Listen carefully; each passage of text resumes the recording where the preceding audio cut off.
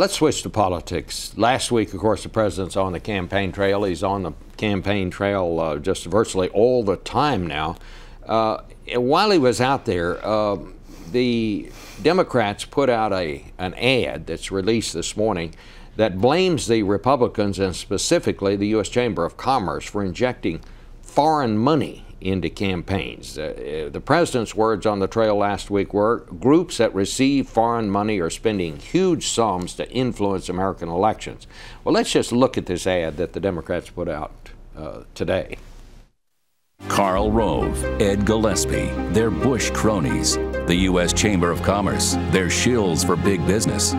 And they're stealing our democracy, spending millions from secret donors to elect Republicans to do their bidding in Congress. It appears they've even taken secret foreign money to influence our elections. It's incredible. Republicans benefiting from secret foreign money. Now, I want to ask you about that because the New York Times looked into the chamber specifically and said the chamber really isn't putting foreign money into the campaign, that it does charge its foreign affiliates dues that bring in less than $100,000 a year. A lot of organizations, including labor unions, do that.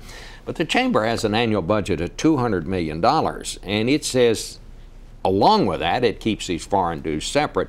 They do spend heavily in politics, $25 million so far. They expect to spend $50 million. But this part about foreign money, that appears to be peanuts, Mr. Axelrod. I mean, do you have any evidence that it's anything other than peanuts? Well, do you have any evidence that it's not, Bob? The fact is that the chamber has asserted that, but they won't release any information about where their campaign money is coming from. And that's at the core of the problem here. What we've seen, in part because of a loophole that the Supreme Court allowed earlier this year, we now see tens of millions of dollars being spent by the chamber and a number of organizations, some of which just cropped up. Ed Gillespie and Karl Rove run one of them.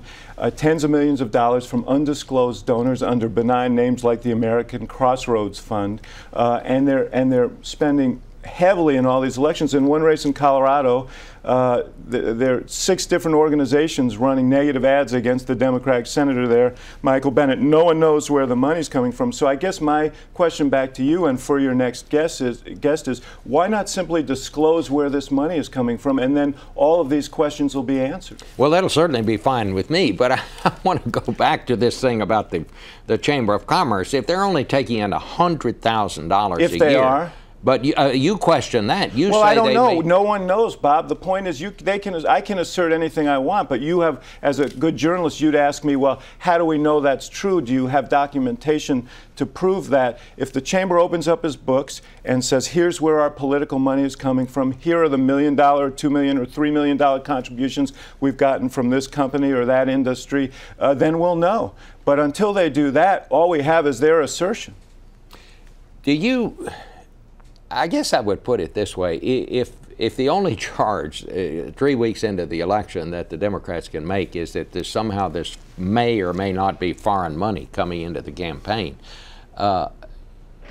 is that the best you can do? No, I think that we have a more fundamental concern, Bob, which is that the Republican Party and these interest groups who are now the major force in some of these campaigns want to turn the clock back to the very same policies that got us into this mess in the first place, that exploded our deficits, that put the special interests in control to write their own rules, the oil industry, Wall Street, insurance industry, that presided over economic policies that punished the middle class. Their incomes dropped by 5% during the 8 years before we got here, and that ultimately crashed our economy. And now they want to turn the clock back to those policies, and we just can't afford to do that. But this issue of this special interest spending is very important. It's never happened before that organizations are spending this kind of money, and the American people need to ask why is the oil industry, the Wall Street and others spending this kind of money to defeat candidates and elect